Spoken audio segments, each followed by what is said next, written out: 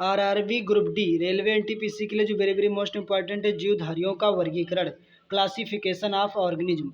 तो जीव विज्ञान की वह शाखा जिसके अंतर्गत सजीव, जिसमें जीवन होता है, अर्थात जीवधारियों का विस्तृत अध्ययन किया जाता है। तो जीव विज्ञान का जो प्रयोग सर्वप्रथम किसने किया था? सर्वप्रथम लेमार्क, जो कहाँ के रहने वाले थे? फ्रांस के, तथा ट्रेविरेनस जो थे जर्मन के वैज्ञानिक थे। इन्होंने 1802 ईस्वी में जो जीवधारियों का क्या किया था? वर्गीकरण किया था। तो जीव विज्ञान जो बायोलॉजी, जीव विज्ञान को बोलते हैं बायोलॉजी। तो बायो का मतलब होता है जीवन, बायो का मतलब क्या होता है? बायो का मतलब होता है जीवन, और लॉजी का मतलब होता है अध्ययन। क्या होता है? अध्ययन। तो जीव विज्ञान की शाखाएं, कितने जीव विज्ञान को कितनी शाखाओं में बांटा गया है? तो जीव विज्ञान को 2 शाखाओं में बांटा गया है, जियोलॉजी मतलब जंतु विज्ञान, और बॉटनी मतलब वनस्पति विज्ञान। तो बात करेंगे जो जंतु विज्ञान के जो जनक कौन से हैं, तो जंतु विज्ञान के जनक अरस्तु हैं, और जो वनस्पति विज्ञान के जनक कौन से? थियोफ्रेटस हैं। कौन से? थियोफ्रेटस हैं। और अरस्तु ने अपनी पुस्तक में, अरस्तु ने, जो अरस्तु वैज्ञानिक थे, अपनी पुस्तक में हिस्टोरिया एनिमिलियम में लगभग 500 प्रकार के जंतुओं का वर्णन किया, इसलिए इन्हें जंतु विज्ञान का जनक कहते हैं। इन्होंने क्या, जो अरस्तु ने किसको? 500 प्रकार के जंतुओं का वर्णन किया था, और थियोफ्रेटस ने 500 प्रकार के पौधों का वर्णन किया था। तो थियोफ्रेटस ने अपनी पुस्तक में लगभग 500 प्रकार के पौधों का वर्णन किया था, प्लांट्स का वर्णन किया था, इसलिए इन्हें वनस्पति विज्ञान का क्या कहा जाता है? इसलिए इन्हें वनस्पति विज्ञान का जनक कहा जाता है। Classification of living organism. तो जीवों के आधुनिक वर्गीकरण की शुरुआत कैरोलस कौन से? कैरोलस लीनियस ने की थी। कैरोलस लीनियस को वर्गीकी का पिता कहा जाता है। क्या कहा जाता है? जो कैरोलस लीनियस जो है, इनको वर्गीकी का क्या कहा जाता है? वर्गीकी का मतलब होता है इनको बांटना, कितने भागों में बांटा है। तो इन्हीं को ही क्या कहा जाता है? फादर ऑफ टेक्सोनोमी कहते हैं।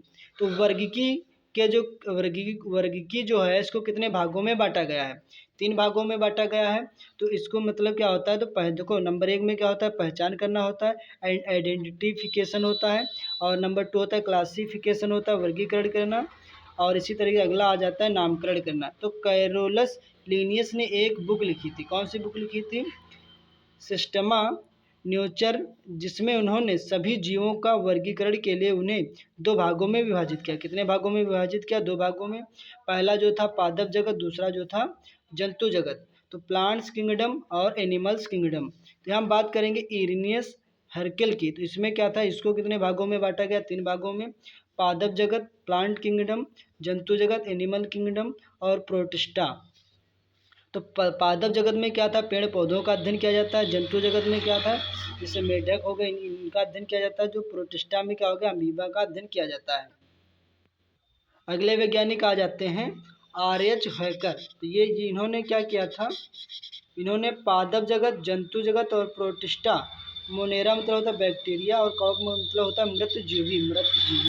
आर.एच. विटेकर जो थे वैज्ञानिक, और इन्होंने कवक का मतलब होगा फंगी। फंगी में क्या होता है? मृत जीवों का अध्ययन किया जाता है।